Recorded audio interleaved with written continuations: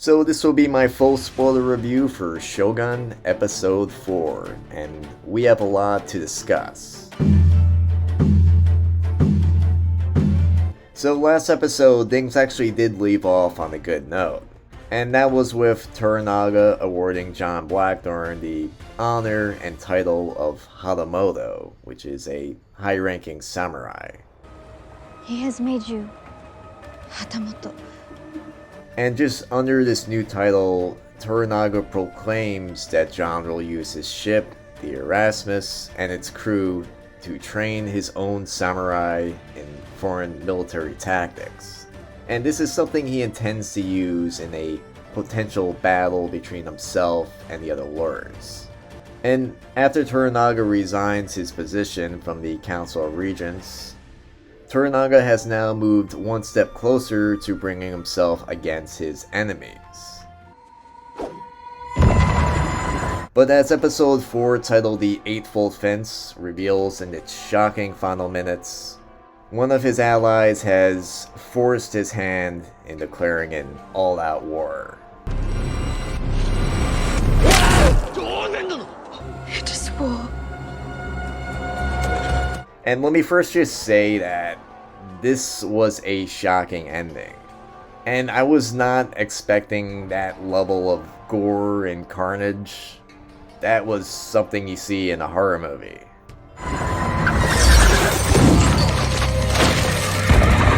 And also, what's gonna come next from this? It might actually be all-out war from here on out. We'll see. Please.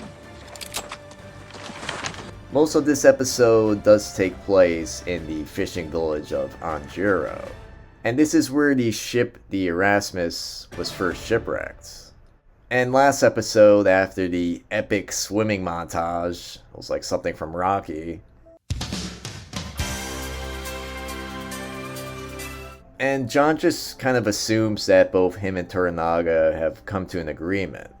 And he feels it's just a matter of time before he's allowed to sail off into the sunset away from Japan. And meanwhile, the people of Anjuro have gone all out to welcome their new high-ranking guests of honor. And we see Yabushige just proudly showing off his army of samurai. But he does look kind of disappointed that Toranaga still manages to get more cheers than him. And John just gets all this awesome stuff this episode. Not only does he have the awesome title of Hatamoto, but he gets his own property. Everything here has been prepared specially by your staff. He gets its own house, which comes free of charge of its own courtesan. Well, I'm sure she's very nice, but I don't want a woman. I wish to pillow her, pillow on her, or near her, do any damn pillowing at all. And even with all this stuff, he's still not at ease. And this is just especially when he discovers that Toranaga wants him to stay in the village for a year in order to train the samurai army. But with the help of Mariko, John eventually does agree to honor Toranaga's wishes. But just based on the way he's stomping around, something tells us that he might be trying to plan an escape. And he's not the only one that's mad. The recently widowed Lady Fuji, she declares that she would rather be permitted to join a convent than serve John as his consort. And this is even with the fact that Toranaga has made him a Hatamoto. But Mariko explains to John that refusing Fuji would be considered a great dishonor. But by the end of the episode, I will say they seem to be getting along, and they're even performing gift swaps. John gives her one of his pistols, and she gives him her father's sword. I'd like you to carry her family swords. They are a symbol of her late father's bravery. So, as I stated in my non-spoiler review, this episode actually skips quite a lot from the novel. And it even skips stuff from the 1980 series. An example of this is when John is given 6 months to train Toranaga's troops. In the novel, on top of that, he's also tasked with learning the Japanese language. But he's told that if he doesn't learn Japanese on time, then the entire village will be killed.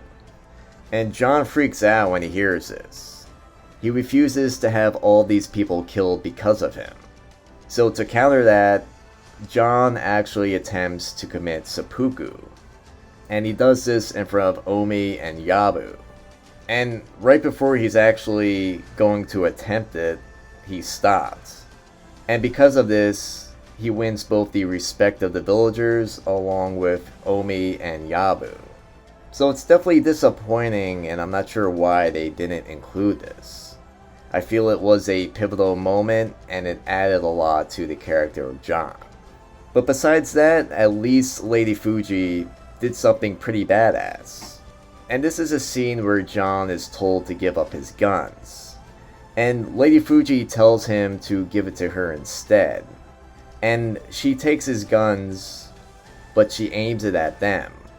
And it was a really great scene, and it made us appreciate Lady Fuji more. And we also get kind of a moment with John and Mariko. In one scene, both of them visit the same natural hot springs, and it's late at night. And the two of them have an actual conversation for once. And in this scene, they really open up to each other. And the conversation becomes a fantasy scenario of what they might do together if John was able to bring Mariko back to his home country of England. Sit down for a stuffy dinner, and then to make up for it, I take us all to see a play. But we also get a quick look into this dark secret in Mariko's past. And it has to do with her father being a traitor. And it kind of just capitalizes on how one person's sin may affect an entire family. And then after this, the episode cuts to John and he's about to fall asleep in his room. And the way it's lit, it's made intentionally difficult to see the face of the woman that comes into his room. But both we and John are made to believe that it's Mariko. And the two of them kiss, and then it fades to black. And then the next morning, Mariko joins him and Fuji for breakfast. And she suggests that he must have enjoyed the courtesan who attended him last night. But then she gives a small, private smile. So it leaves you with the question of, was it Mariko last night, or was she lying? And will the show ever tell us who it really was? And I don't remember this being a secret in the other series. In that one, Mariko pretty much admits that she put perfume on Lady Fuji. And she tells her not to say anything so that John's fooled. And it is kind of obvious that both John and Mariko will eventually fall in love. But I just don't get why this show is just taking this long to have anything. And the two have been building up this moment even before Mariko's husband, Buntaro, supposedly died. But like I said last week, I definitely believe he survived, and I'm sure he's gonna come back soon. And just outside of all this romantic stuff, Yabushige, on the other hand, is doing whatever he can to survive. And he's in a really bad situation. He's in between two very powerful men. But in this episode, he really proves how cunning he is. And he's capable of twisting any situation to his own advantage. As someone directly aligned with Toranaga, he has a vested interest in appearing as though he's still directly loyal to his lord, while simultaneously trying to look out for himself. This means getting close to Lord Ishido whenever possible. But it's not as if Toranaga isn't noticing. And Toranaga is really just intent on keeping Yabushige as close to him as possible. And Yabushige's master plan manifests as promising his army to Toranaga for his ultimate plan, while also realizing that having a fully trained set of samurai will only actually benefit him in the long run. And with that said, Yabu still has to deal with the headache of John being put into the position to train his men. And as it turns out, John doesn't really have much knowledge of actual on-the-field infantry tactics. And we see John just stumble his way trying to make it sound like he knows something. He retells the story of the Great Siege of Malta, but Mariko asks him when it happened, and John responds it happened 40 years ago, so he never actually saw it. And you would think that Toranaga would have been aware of this before demanding that John train an entire fleet, but it sort of fits with the overall theme of the series where John just continually stumbles his way into positions of higher and higher authority. But what John does have is cannons. More specifically, the cannons that were loaded off of the Erasmus, and of which Yabushige is surprised to find out are much more accurate than the Portuguese cannons. And we see a demonstration of these cannons. They very accurately hit all the wooden targets. And now Yabushige realizes that he might have an even more powerful asset at his fingertips. And also that Toranaga can now be easily moved out of the way if Ishido can be convinced that these cannons are actually his to use. So I found this to also be a strange deviation from the novel, because in the novel, John actually does have on-the-field battle experience. So I don't know why the show had to change that.